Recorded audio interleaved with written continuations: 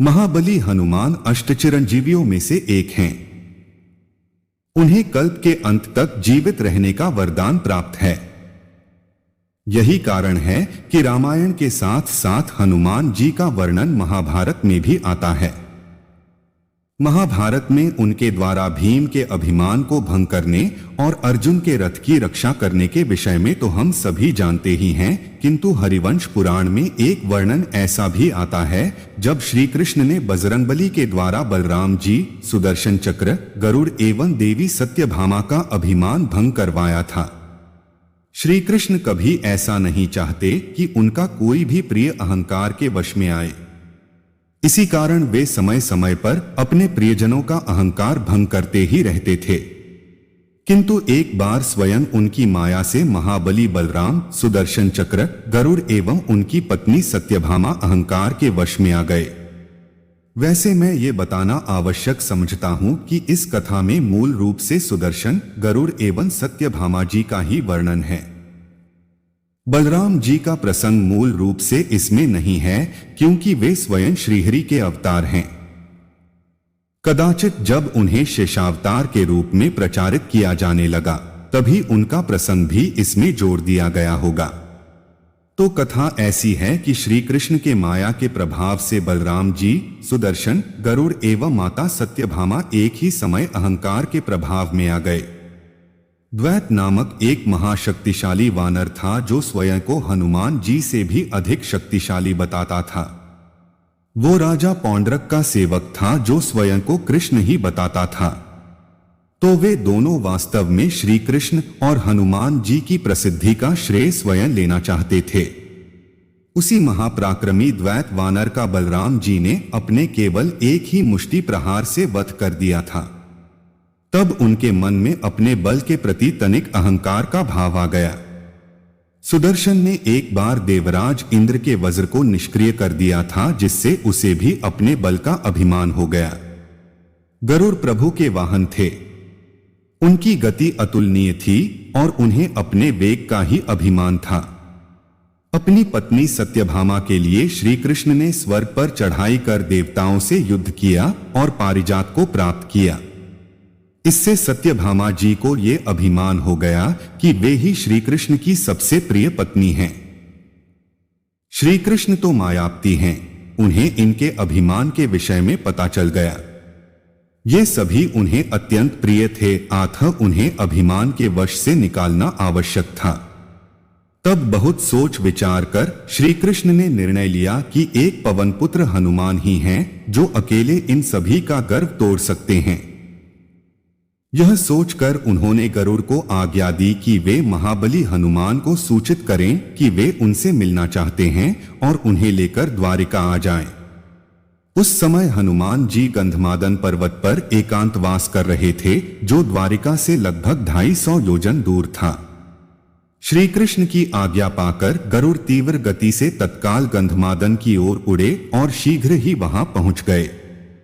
वहां वे हनुमान जी से मिले और उन्हें श्री कृष्ण का संदेश दिया। हनुमान जानते थे कि कृष्ण और राम एक ही हैं। उन्होंने गरुड़ से कहा कि पक्षीराज, ये मेरा सौभाग्य है कि प्रभु ने मुझे स्मरण किया है। आप चलिए, मैं शीघ्र ही आता हूं। इस पर गरुड़ ने कहा कि हे महाबली, द्वारिका यहां से बहुत दूर है, अतः आप मुझ पर बैठ जाएं। मैं आपको अतिशीघ्र द्वारिका पहुंचा दूंगा। इस पर हनुमान जी ने कहा, हे पक्षीराज, आप मेरी चिंता ना करें, आप चलिए, मैं आपसे पहले ही द्वारिका पहुंच जाऊंगा। हनुमान जी को ऐसा बोलते देखकर गरुड़ के अभिमान को ठेस लगी। उन्होंने कहा कि इस संसार में सबसे अधिक गति मेरी ही है, पर फिर भी द्वारिका से यहां पहुंचने में मुझे बहुत समय लगा। फिर किस प्रकार हनुमान मुझसे पहले द्वारिका पहुंचेंगे? वे तीव्र गति से द्वारिका की और बढ़े ताकि वहां पहुंचकर हनुमान की गति को मात दे सकें। गरुड़ की गति वास्तव में अद्वितीय थी, किंतु पवनपुत्र तो फिर पवनपुत्र थे। वे उनसे पहले द्वारिका पहुंच गए। उन्होंने सोचा कि श्री कृष्ण के दर्शनों से पहले थोड़ा भोजन कर लूं। यही सोचकर वे राजकीय उद्यान में गए और वृक्षों को उखाड़कर फल खाने लगे। उन्हें रोकने के लिए नारायणी सेना के एक से बढ़कर एक वीर आए, किंतु हनुमान जी की शक्ति के समक्ष वे कितनी देर टिकते। तब उस उपद्रव के विषय में सुनकर स्वयं महाबली बलराम उन्हें रोकने उद्यान पहुंचे। स्वयं बलभद्र को आया देखकर हनुमान सावधान हो गए। वे जानते थे कि श्री कृष्ण उनके माध्यम से ही बलराम जी का अभिमान भंग करवाना चाहते हैं, इसीलिए उनके कई बार रोकने पर भी वे नहीं रुके। इससे बलराम क्रोधित हो गए और दोनों के बीच तुमुल युद्ध छिड़ गया। दोनों ऐसे योद्धा थे जिनके बल की कोई सीमा नहीं थी। उस युद्ध में बलराम ये देखकर आश्चर्यचकित रह गए कि उनके भीषण से भीषण प्रहारों को भी वो वानर सहज रूप से रोक रहा था।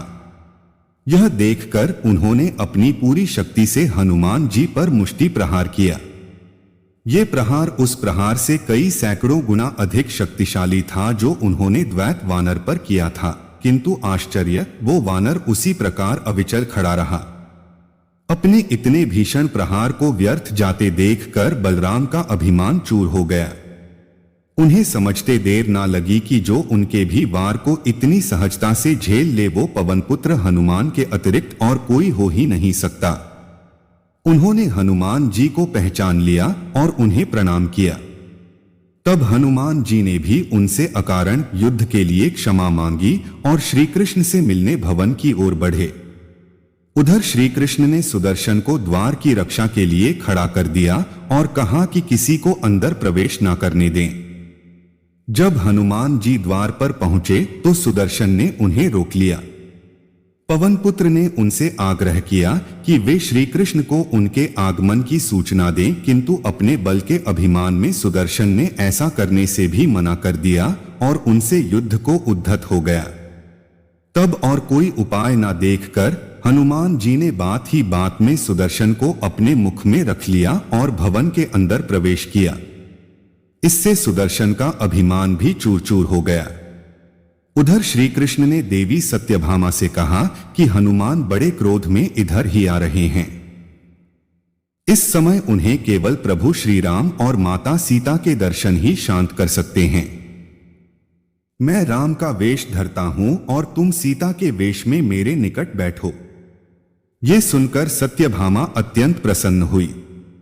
उनका रूप तो अद्वितीय था ही, वे माता सीता का वेश धरकर भगवान राम बने श्री कृष्ण एक निकट बैठ गई और हनुमान के आने की प्रतीक्षा करने लगी। जब हनुमान जी ने भवन में प्रवेश किया तो श्री राम रूपी श्री कृष्ण को सामने देखा। अपने प्रभु के दर्शन होते ही हनुमान जी भावुक हो गए। उनके नेत्रों से अश्रु बहने लगे। वे आकर प्रभु के चरणों में लौट गए और राम नाम का जाप करने लगे। तब श्री कृष्ण ने हनुमान जी को उठाया और अपने हृदय से लगा लिया। प्रभु और भक्त के संगम का विहंगम दृश्य वहां प्रस्तुत हो गया। उधर माता सीता बनी सत्यभामा इसकी प्रतीक्षा कर रही थी कि अब हनुमान उनका भी आशीर्वाद लेंगे, किंतु उनकी ओर देखते ही हनुमान जी ने कहा, हे प्रभु, आज आपने किस दासी को अपने वाम भाग में बिठा रखा है? माता सीता कहाँ हैं? ये सुनकर श्री कृष्ण ने तत्काल माता रुक्मिणी को वहां आने को कहा।